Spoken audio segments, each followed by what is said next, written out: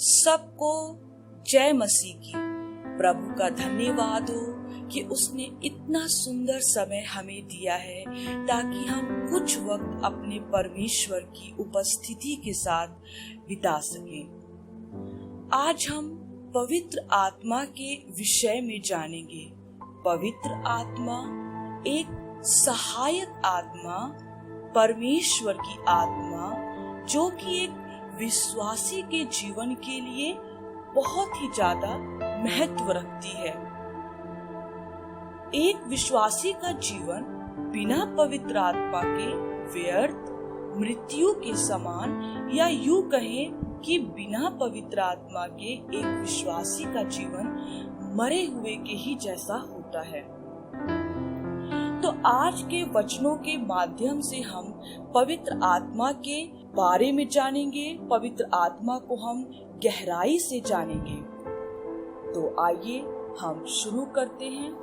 आज हम कुछ महत्वपूर्ण बातों पर चर्चा करेंगे, जैसे कि पवित्र आत्मा कैसे हमारे जीवन में प्रवेश करती है, पवित्र आत्मा प्राप्त करने के लिए हमें क्या करना चाहिए, और पवित्र आत्मा जब हमारे जीवन में प्रवेश कर लेती है तो हमारे जीवन में उसके कैसे कैसे कार्य होते हैं।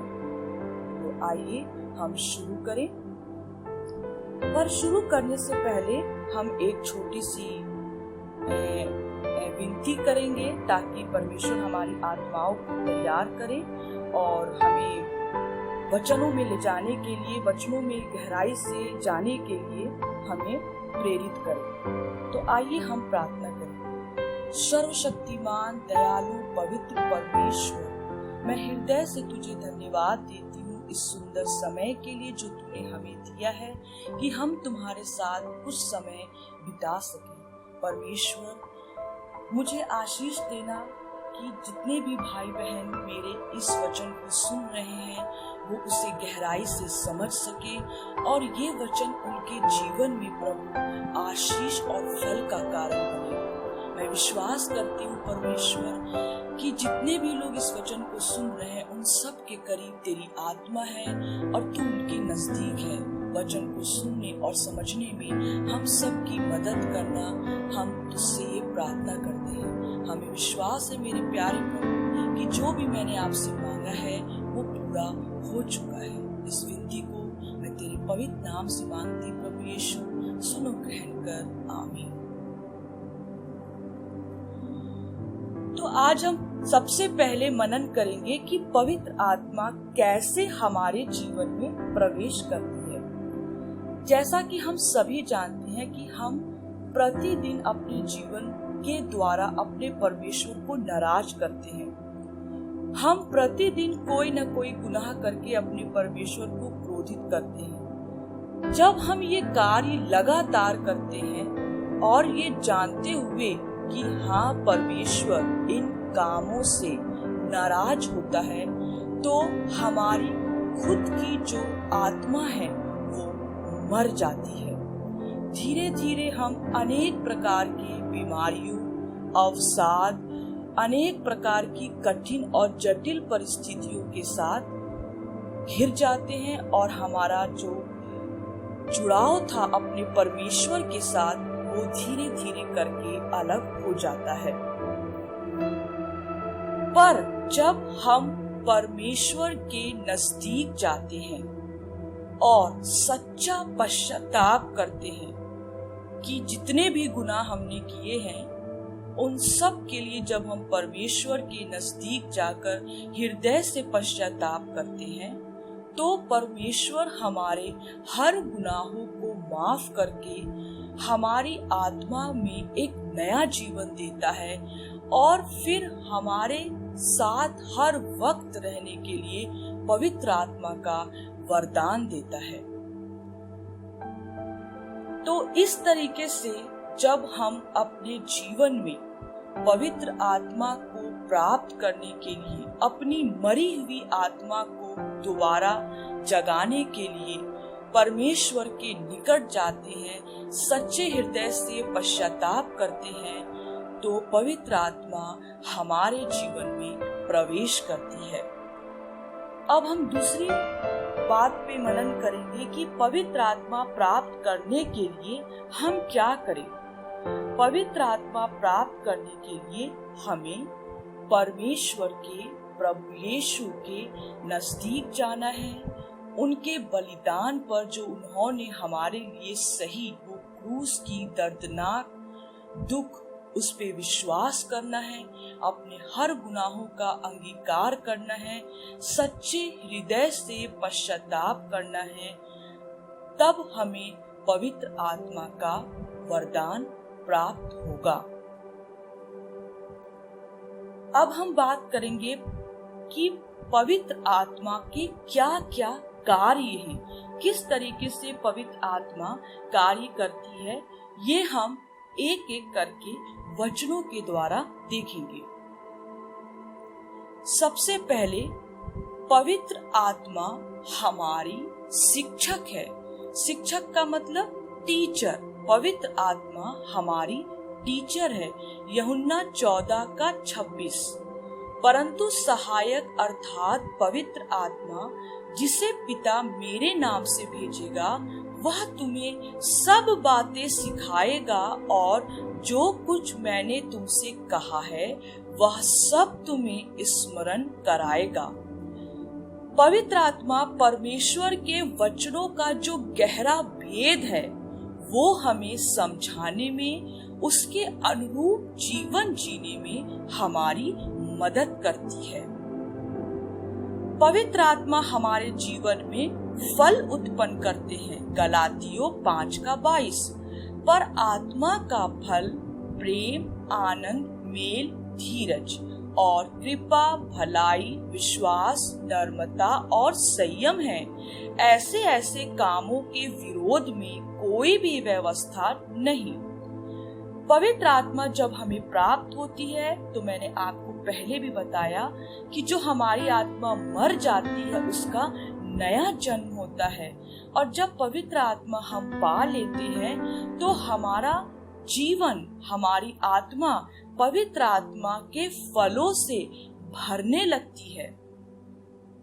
पवित्र आत्मा प्रार्थना करने में, परमेश्वर से बात करने में भी हमारी मदद करती है। रोमियो 8:26। इसी रीति से आत्मा भी हमारी दुर्बलता में सहायता करता है, क्योंकि हम नहीं जानते कि प्रार्थना किस रीति से करना चाहिए, परंतु आत्मा आप ही ऐसी आहें भर भर कर जो बयान से बाहर है हमारे लिए विनती करता है। पवित्र आत्मा हमें प्रार्थना करना सिखाते हैं। सभी कहते हैं हमें प्रार्थना करना नहीं आता, हम प्रार्थना कैसे करें? जब हम परमेश्वर के निकट जाते हैं, अपने गुनाहों का अंगीकार करते हैं, परमेश्वर हमें पवित्र आत्मा का वरदान देते हैं। पवित्र आत्मा हमारे साथ मिलकर, परमेश्वर के साथ मिलकर आहें भर भर कर प्रार्थना करती है और हमें प्रार्थना करने में मदद भी करती है। पवित्र आत्मा अपनी इच्छा के अनुसार हमें वरदान देती है। 1 कुरिन्थियों 12:11। परंतु ये सब प्रभावशाली कार्य वही एक आत्मा करवाता है और जिसे जो चाहता है वो बांट देता है। पवित्र आत्मा हमें वरदान देती है। हमारे आत्मिक जीवन को मजबूत करने के लिए हमें वरदान देती है। पवित्र आत्मा का जब हमें अभिषेक प्राप्त हो जाता है तो पवित्र आत्मा के अभिषेक से हमें वरदान मिलता है और हम कोई भी असंभव कार्य परमेश्वर के निकट रहते हुए कर सकते हैं। पवित्र आत्मा हमारी कमजोरियों में हमारी सहायता करता है। रोमियो 8:26। इस रीति से आत्मा भी हमारी दुर्बलता में सहायता करता है। जब हम निर्बल थे तब पवित्र आत्मा जी हमें बल देते हैं। पवित्र आत्मा हमें बल देता है, हमें ताकत देता है। जब भी हम किसी परेशानी में पड़ते हैं, हताश हो जाते हैं, तब पवित्र आत्मा हमारे नजदीक आकर हमें बल देता है, हमें प्रार्थना करने के लिए, परमेश्वर से बात करने के लिए प्रेरित करता है। पवित्र आत्मा नया जीवन देता है। यूहन्ना 3:5। यीशु ने उत्तर दिया कि मैं तुझसे सच सच कहता हूँ, जब तक कोई मनुष्य जल और आत्मा से ना जन्मे वो परमेश्वर के राज्य में प्रवेश नहीं कर सकता। जैसा कि हम जानते हैं कि जब प्रभु यीशु मसीह की मृत्यु हो गई थी, चेले एक कमरे में बंद हो गए थे, उन्हें बहुत भय था और उस कमरे में वो बंद ऐसे पड़े थे मानो कि वो मर गए। उनके अंदर तनिक भी ताकत नहीं थी, ना ही उनके अंदर सामर्थ्य थी कि वो बाहर निकलकर लोगों का सामना कर सके। पर जब प्रभु यीशु मसीह की आत्मा, पवित्र आत्मा जब उन पे उतरी तो उनका एक नया जन्म हुआ। वे उठ खड़े हुए और सारे संसार में उन्होंने प्रचार प्रसार किया और प्रभु यीशु मसीह के गवाह बने। पवित्र आत्मा बहुत तरीकों से हमारे जीवन को सफल बनाने की कोशिश करती है। पवित्र आत्मा परमेश्वर के गवाह होने के लिए सामर्थ्य देती है। प्रेरितों के काम 1:8। परंतु जब पवित्र आत्मा तुम पर आएगा तब तुम सामर्थ्य पाओगे और यरूशलेम और सारे यहूदिया और सामरिया में और पृथ्वी के छोर तक मेरे गवाह होगे। पवित्र आत्मा हमारे भीतरी आत्मिक मनुष्यत्व को मजबूत करती है। पवित्र आत्मा पाप स्वीकार करवाने में भी हमारी मदद करती है। यूहन्ना 16:8 और 9। और वह आकर संसार को पाप और धार्मिकता और न्याय के विषय में निरुत्तर कर देगा। पाप के विषय में इसलिए कि वे मुझ पर विश्वास नहीं करते। परमेश्वर के जब हम नजदीक जाते हैं, पवित्र आत्मा हमारे नजदीक आकर हमें पाप को स्वीकार करवाने में भी मदद करती है। पवित्र आत्मा हमारे अंदर रहती है। 1 कुरिन्थियों 3:16। क्या तुम नहीं जानते कि तुम परमेश्वर का मंदिर हो और परमेश्वर का आत्मा तुम में निवास करता है? पवित्र आत्मा हर समय हमारे साथ, हमारे पास रहती है।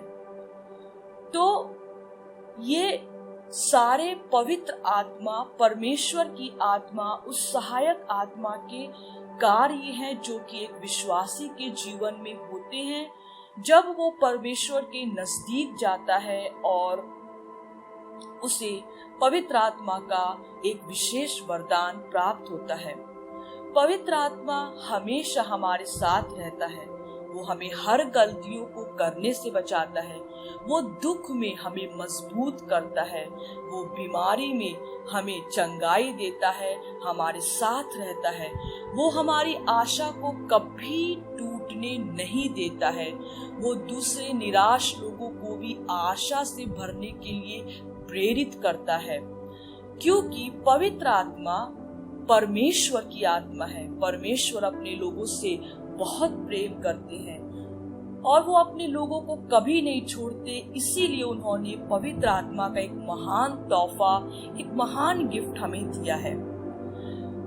तो प्रभु में मेरे प्यारे भाइयों और बहनों, अगर आप भी चाहते हैं कि हम भी पवित्र आत्मा से भरें और पवित्र आत्मा पाना भी चाहते हैं, पवित्र आत्मा के साथ जीना भी चाहते हैं, तो हृदय से घुटनों पे आकर परमेश्वर के नजदीक जाकर अपने हर गुनाह का अंगीकार कीजिए, प्रार्थना कीजिए, प्रार्थना कीजिए और बस प्रभु का नाम, यीशु नाम, यीशु नाम, यीशु नाम, यीशु नाम अपने हृदय में जपते रहिए।